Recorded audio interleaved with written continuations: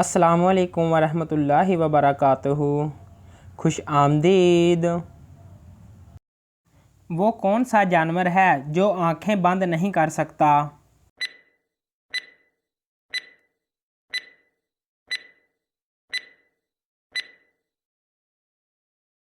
जवाब है मछली। इंसान मरने के बाद कब तक बातें सुन सकता है?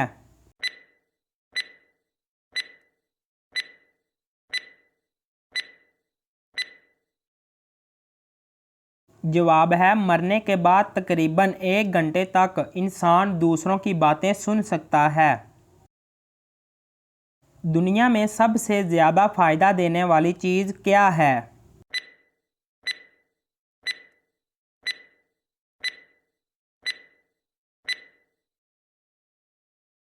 जवाब है नेक बीवी।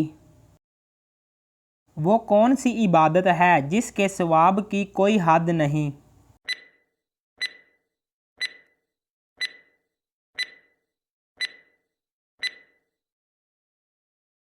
जवाब है रोज़ा। किन लोगों के लिए अल्लाह ताला ने दुनिया को जन्नत कहा है?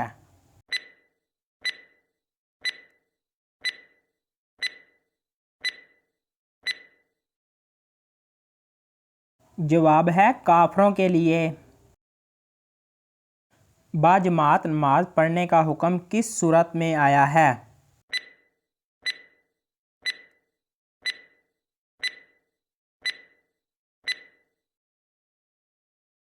जवाब है सूरह बकरा में।